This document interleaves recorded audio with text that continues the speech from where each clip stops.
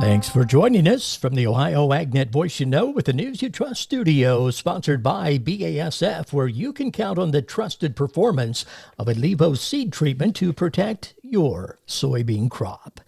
Join us at the Allen County Fair tomorrow, thanks to Nature's premium liquid fertilizer since 1946.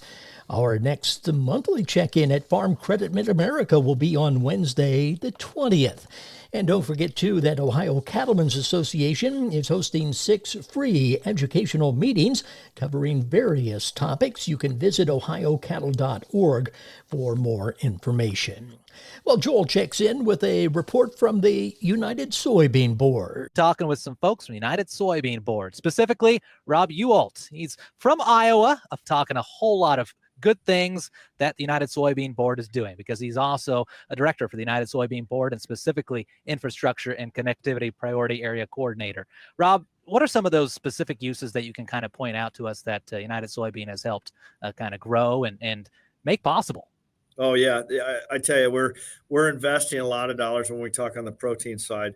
We're investing into higher inclusion rate of soybean meal into swine diets. That's one, but the other thing that's really exciting is we talk high oleic, or the high oleic bean was meant more for food, for human consumption. And we are seeing huge benefits when we roast that bean and feed it as a whole bean to the dairy cows. Really, really improving the different components in those milk. I am not a milk producer, but they tell me that it is doing some amazing things for these dairy herds.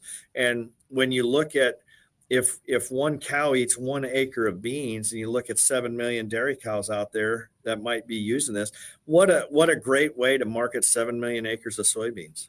Conversation with Rob Ewalt, Iowa farmer, USB director, Infrastructure and Connectivity Priority Area Coordinator. I'm Joel Norwood. Thanks, Joel. Well, it's a big week in the Corn Belt as scouts hit the road on Pro Farmers Crop Tour. Getting underway as we speak this morning in Noblesville, Indiana and Grand Island, Nebraska is Pro Farmers Annual Crop Tour. It's year number 33 of providing the industry with accurate late-season growing information about likely corn and soybean yields. There are 12 different routes on the Eastern Belt that we've been running for the past, 20 years probably. On the western leg of the tour, there are 10 different routes. That is what allows us to cover about 33,000 miles through the Corn Belt in 4 days. Western Leg Tour Director Chip Flory says the area covered represents about 70% of the nation's corn and soybean production across 7 different states. As for the basics, Flory says Crop Tour will collect between 1,600 and 1,700 corn and soybean samples with a different approach for each crop, yield estimates on corn, and pod count in a 3x3 foot area for soybeans. I'm Edie Peterson reporting. Ag Secretary Brooke Rollins on Friday announced the latest additions in efforts to keep New World screwworm out of the U.S. Friday at the Texas State Capitol in Austin. We are announcing USDA will invest and build a domestic sterile fly production facility in Edinburgh, Texas, which is situated about 20 miles from the southern border. Agriculture Secretary Brooke Rollins announcing the latest efforts to prevent the entry of livestock threat New World screwworm within our border. The new site will complement the dispersal facility we have already begun production on. Texas Farm Bureau Radio with the audio. Secretary Rollins adds an additional $100 million investment will identify and deploy cutting-edge technologies that can accelerate our response while the construction of the facility is underway. Threat of infected wildlife crossing into the U.S. from Mexico means increased border surveillance through use of USDA tick riders and Beagle Brigade. In addition, U.S.-Mexico collaboration in combating NWS will be heightened. I'm Rod Bain reporting for the U.S. Department of Agriculture in Washington, D.C. The markets are next. Soybeans are a game changer for Ohio's pork industry. Pigs thrive on soybeans' perfect blend of protein and energy, helping hogs nationwide devour the equivalent of 292 million bushels of soybean meal annually. Ohio is number 7 in pork production, contributing to the billions of pounds of pork enjoyed by families across the nation each year. From sizzling bacon to barbecued ribs, soybeans power the farms that feed families. Brought to you by Ohio soybean farmers and their checkoff. Joey from Vermont, a farmer trying to get through the winter.